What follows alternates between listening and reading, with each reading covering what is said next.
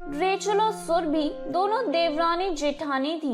यूं तो दोनों के नाम का मतलब एक जैसा था, लेकिन दोनों के व्यवहार में जमीन आसमान का अंतर था। जहां देवरानी रेचल आज के जमाने की पढ़ी लिखी और हाजत जवाब लड़की थी, वहीं सुरभि थोड़ी सी डरी सहमी और परंपराओं को निभाने वाली थी। सुरभि की इसी अच्छाई का सास उषा भरपूर फायदा उठाती और पूरे घर पर राज कर रही थी। घर के साथ साथ बहू सुरभि की पूरी जिंदगी का कंट्रोल भी उसने अपने हाथों में ले रखा था।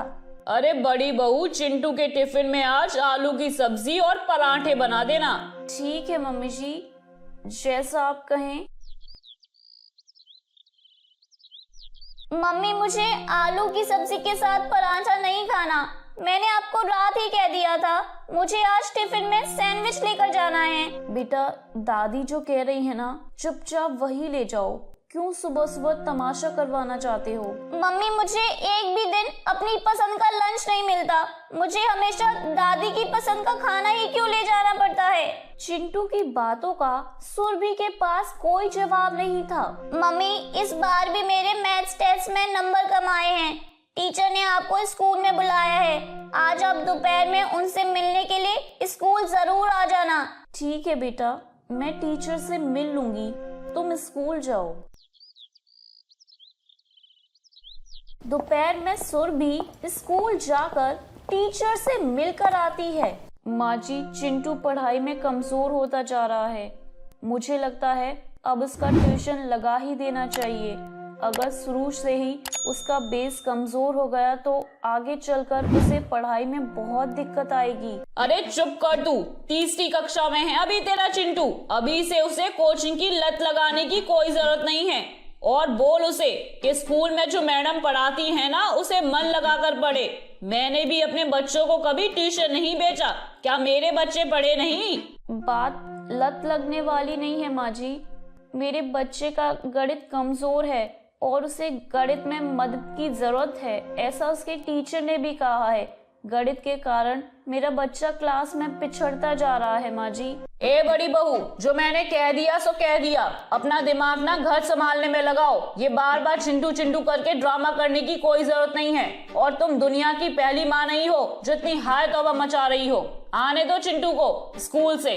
नंबर कम लाया है ना, उसके कान ऐठूंगी ना तो खुद अपने आप अगली बार से मेहनत करना सीख जाएगा। सास उषा अपने आगे सुरभि की कोई भी बात सुनने को तैयार ही नहीं थी। कुछ देर बाद,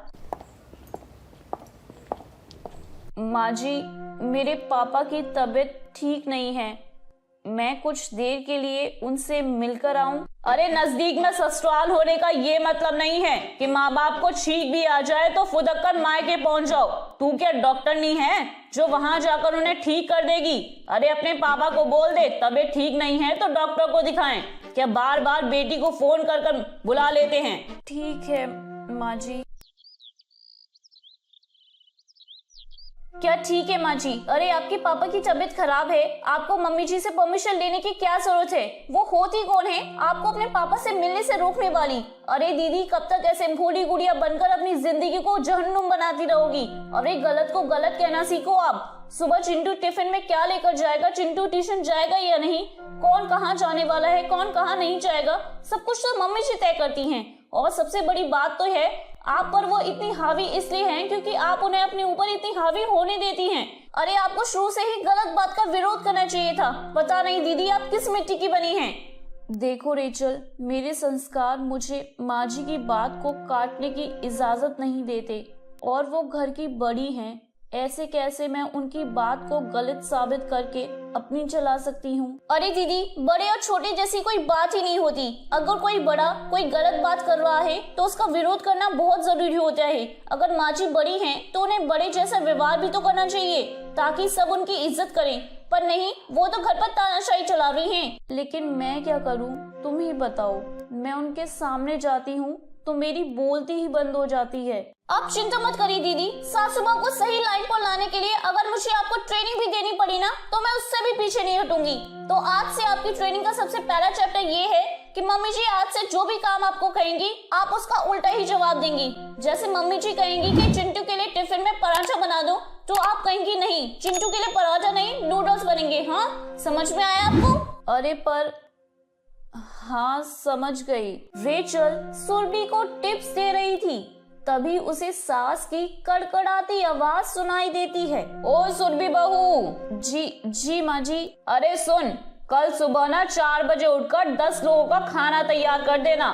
मैं अपनी सहेलियों के साथ गंगा नहाने जा रही हूँ। सबका खाना यहीं से तैयार होकर जाएगा, समझ गई? 10 लोगों का खाना माँ जी, वो भी सुबह 4 बजे? अरे क्या कोई दिक्कत है क्या? नहीं माँ जी, मैं सोच रही थी कि 3 बजे ही उठ जाऊंगी। 8-10 लोगों का खाना बनाने में काफी समय भी तो लगता है ना। हाँ वो तू देख ले। मेरी सहेली कह रही थी कि बाहर खा लेंगे, लेकिन मैंने तो साफ साफ मना कर दिया। अरे पूरे दिन घर में बैठकर मक्खियां ही तो मारती रहोगी। 10-12 लोगों का खाना बना दोगी तो क्या फर्क पड़ जाएगा?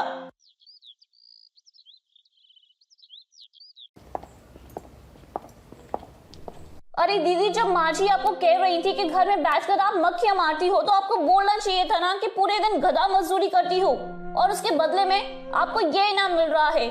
माँ जी अपनी सहेलियों के सामने हम लोगों की बदनामी करती हैं, और मैंने आपको सिखाकर भेजा था ना कि माँ जी जो भी काम के लिए बोले आपको उसका उल्टा ही जवाब देना है। फिर भी आप हाँ कहकर आ गई और 4 बजे उठने की जगह 3 बजे उठ जाऊंगी। हद है भाई।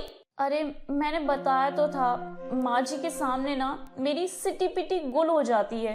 अब तुम ही बताओ कि मैं क्या करूं।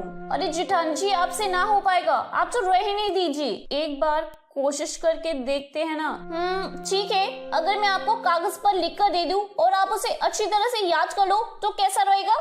हाँ, ये बहुत अच्छा आइडिया है। तो ऐसा करो, माँ जी बिना बात के लिए रोज मुझे परेशान करती है ना, उन सभी बातों के जवाब लिखकर पर्ची पर तुम मुझे दे दो, मैं उन्हें अच्छे से याद कर लेती हूँ। रेचल अपनी जेठानी को पर्ची में लिखकर जवाब दे देती है। अगले दिन। अरे मैंने तुझे कहा था सुबह जल्दी गंगा स्नान के लिए निकलना है। लगता है तेरे कानों पर जू नहीं रहेंगी। ला, टिफिन पैक हो गया हो तो दे टिफिन। हाँ माँ जी, ये लीजिए। अरे टिफिन वाला बैग तो बड़ा खाली खाली सा लग रहा है। क्या बात है, तू खुद 5 बजे उठी थी और ये आधे घंटे में सब कुछ तूने बनाकर 10 लोगों का खाना पैक भी कर दिया। बड़ी जल्दी पैक कर दिया तूने खाना। 10 लोगों का नहीं माँ जी, सिर्फ 2 लोगों का खाना है, आपका और पापा जी का। अरे क्या तो मेरी सहेलियां भूखी बैठी रहेंगी? सुरभि सास की बात का जवाब देने के लिए पर्ची ढूंढने लगती है, लेकिन वो गलती से दूसरी पर्ची खोलकर पढ़ने लगती है। ये आप ठीक नहीं कर रही हैं मम्मी जी। कोई भी कानून एक बेटी को बाप से मिलने के लिए रोक नहीं सकता। मैं आपको कुछ कहती नहीं, इसका मतलब ये नहीं कि आप मेरे साथ बदसलूकी करेंगी और हमेशा अपनी मनमानी ही चलाती रहेंगी। आज तो मैं अपने पापा से मिलकर ही रहूंगी। अरे बहू, आज तेरा दिमाग ठिकाने पर तो है ना? मैं क्या बात कर रही हूँ और तू क्या बोली जा रही है? अरे बुखार तेरे दिमाग पर चढ़ गया है क्या? हाँ, नहीं माँ जी, वो मेरा ध्यान कहीं और था, बस इसलिए। इतना कहकर सुरभि वहां से भाग खड़ी होती है। अरे जेठानी जी, अब तो मुझे समझ में आ गया है कि आपसे ये सब ना हो पाएगा। आप तो चुपचाप जैसा चल रहा है वैसा चलने दीजिए। और ऐसा कौन करता है? मैंने आपको पर्चियों पर जवाब तक लिख कर दे दिए और आपने क्या किया? किसी और सवाल का जवाब पढ़कर सुना दिया। हाँ, खैर छोड़िए, अब तो मुझे इस बारे में कोई बात नहीं करनी। आपकी तो आदत हो गई है ऐसे ही माँ जी की गलत बातें मानकर खुशी खुशी यहाँ रहने की। लेकिन बुरा तो मुझे चिंटू के लिए लग रहा है। अभी 2-3 दिन पहले मुझे मिसेस वर्मा मिली थी। अरे तुम कैसे मैनेज कर रही हो ऐसे लोगों के साथ? ऐसे लोगों से आपका क्या मतलब है? अरे ज्यादा दिन अपनी जेठानी के साथ मत रहना। सास से बात कर कर अपना चूल्हा अलग करवा लो। अरे कैसी बात कर रही हैं आप? देखो अभी तो तुम्हारी नई शादी हुई है, कल को बच्चे भी होंगे और जब संगत बुरी होती है ना तो बच्चों पर प्रभाव भी बुरा ही पड़ता है। आप कहना क्या चाहती हैं? मैं कुछ समझ नहीं पा रही हूँ। अरे भाई, तुम्हारी जेठानी का बेटा कितना बिगड़ा हुआ है ये बात तो कॉलोनी में सभी लोग जानते हैं। अब एक बिगड़े हुए बच्चे के के साथ तुम्हारा बच्चा बड़ा होगा तो वो कोई अच्छी संगति तो सीखेगा नहीं, वो भी गलत बात ही सीखेगा ना। अरे ये किसने कह दिया आपसे कि मेरी जेठानी का बेटा चिंटू बहुत बिगड़ा हुआ है? अरे तुम्हारे घर की बात है तो समझ लो तुम्हारे घर के किसी आदमी ने बताया होगा, हमें कोई सपना नहीं आया। हाँ, अरे तुम्हारी सासू माँ ने बताया है। सिर्फ मैं ही नहीं, पूरी कॉलोनी इस बात को जानती है। तभी तो चिंटू के साथ हम लोग अपने बच्चों को खेलने नहीं देते। क्या कहा तुमने? माँ जी ने मेरे चिंटू के बारे में ऐसा अनाप शनाप कहा है? अरे मेरा भोला सा बच्चा किसी से ऊंची आवाज में बात तक नहीं करता, उसे सारी दुनिया में बिगड़ा हुआ बच्चा कहकर बदनाम कर रखा है। आज तो मैं माँ जी को छोड़ूंगी नहीं, आज उन्हें मेरी बातों के जवाब देने ही होंगे। इतना कहकर सुरभि गुस्से में सास उषा के पास पहुंच जाती है। मम्मी जी, मेरा चिंटू बिगड़ा हुआ है ना, तो आज आप बताइए मुझे आखिर क्या खराबी है मेरे चिंटू में, जिसकी वजह से आपने सारी दुनिया में उसे बिगड़ा हुआ बच्चा कहकर बदनाम कर रखा है। अब मुझे समझ में आया कि कॉलोनी के बच्चे मेरे चिंटू के साथ खेलना क्यों नहीं चाहते। मिसेस गुप्ता, मिसेस वर्मा मुझे देखकर मुंह क्यों चढ़ा लेती हैं?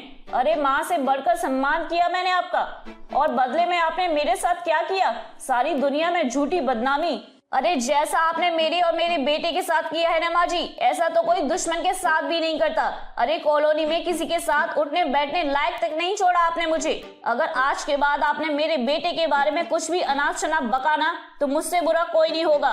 अरे बहुत कर लिया मैंने आपका सम्मान, आज के बाद मुझसे ऊंची आवाज में बात करने से पहले 4 बार सोच लीजिएगा। मैं बर्दाश्त करती जा रही हूँ, इसका मतलब ये नहीं कि मेरे अंदर सही और गलत के बीच में अंतर करने की समझ नहीं है। आपकी चालाकियां मैं खूब समझती हूँ।